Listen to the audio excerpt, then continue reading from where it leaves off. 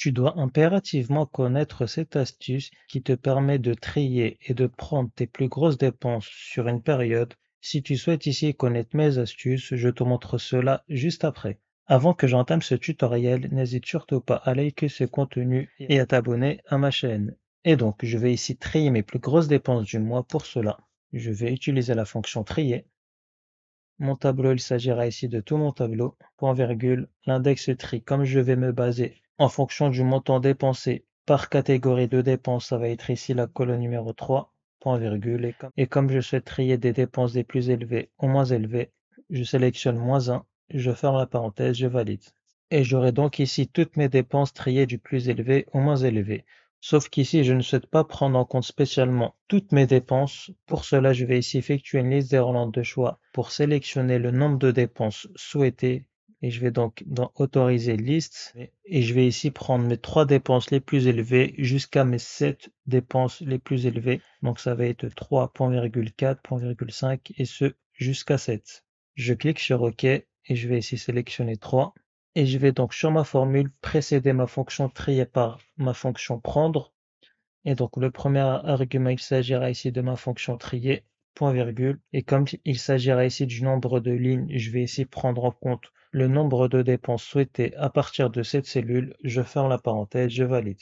Et j'aurai donc mes 3 dépenses les plus élevées sur la semaine du 9 décembre 2024. Par ailleurs, si tu souhaites exercer sur ce tutoriel, écris-moi en commentaire prendre et je t'enverrai sur ta boîte mail personnelle ce tableur Excel pré-rempli afin que justement tu puisses t'exercer.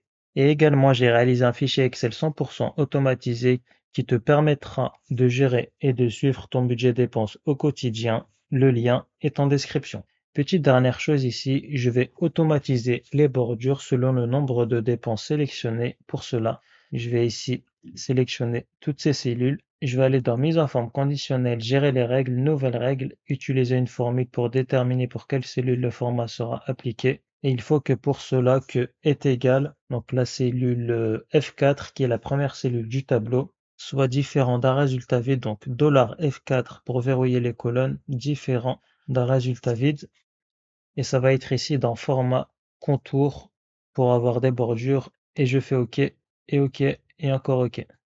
Et si je sélectionne mes 4 plus grosses dépenses sur cette période, j'aurai bien mes 4 plus grosses dépenses toujours du plus élevé au moins élevé et avec des bordures qui ne s'affichent qu'uniquement à partir du moment où j'ai une valeur au niveau de la colonne de mes dates.